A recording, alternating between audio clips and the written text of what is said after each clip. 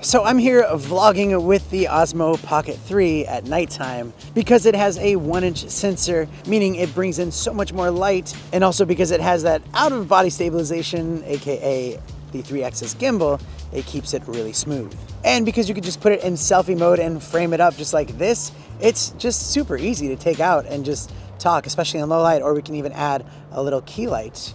And whoa, that makes a huge difference. So you're wondering how is it gonna look and how is it gonna compare to some of the other options out there? So let's find out. Mr. Black.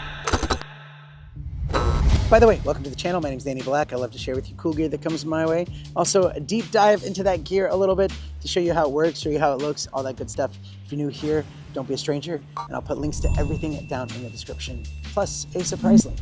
So this is what it looks like filming with my iPhone 13 Pro with the front camera.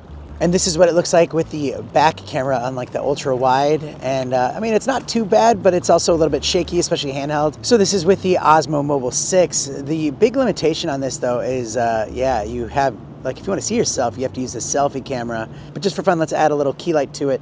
And that does help a lot for the selfie camera on the iPhone. So this is with the Osmo Mobile 6 with the back camera and the ultra wide. So you can see we put on a little key light as well. It does help out a lot. So this is just the regular camera, which looks a little bit better than ultra wide. Ultra wide looked terrible in low light, but it's just, you know, right up there on my face, right? It's not like a good arm's length.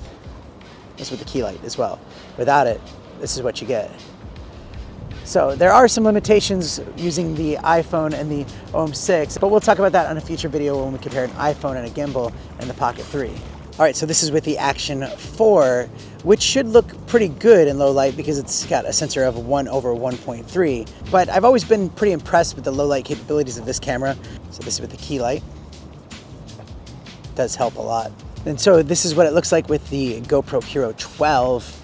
Same exact lighting, same scenario here. So this is with a key light, and I mean, in the small screen here, it looks pretty good. It doesn't look that bad, but it all depends on when you know, blow it up on a 4K monitor or something like that. You'll definitely see a difference in the quality. Okay, so going back and assessing the footage, I actually used to think the iPhone camera was pretty good in low light, but man, this ultra wide lens just looks terrible, whether it's on the gimbal or not.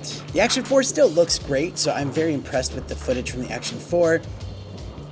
Even the Hero 12, when it's darker, it's harder to see, but it's not the worst. With the Pocket 3, it's just crazy good with no key light in comparison. And then when we do add the key light, the Action 4 looks even better.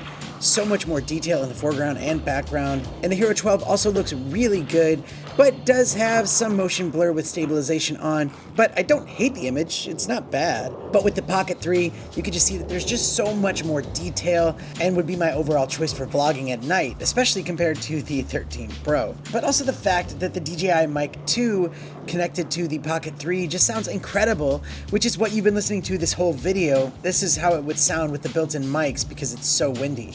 But I've always been pretty impressed with the low light capabilities of this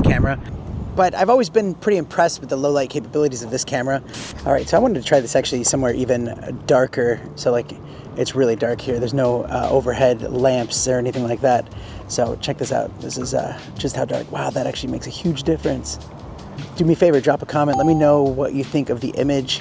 Let me know how it looks where you're watching it. Does it look just as good as I think it looks? So there we have it. I've actually got a lot of low light footage from the Pocket 3 and I've just been very impressed with it. It's just something that you could just take anywhere and you just get your footage. Maybe you're at a concert or at an amusement park at night, or even if you're like trying to film some fireworks, things like that, or just like really good low light in the city. Well, this is the best, especially for its size. There is a lot that you could do with this, but stay tuned to the channel because I'll be showing you a lot more tips and tricks on this really cool camera, plus a lot more.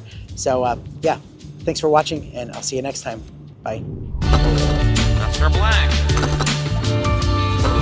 Can we call you Uncle Blackie? No.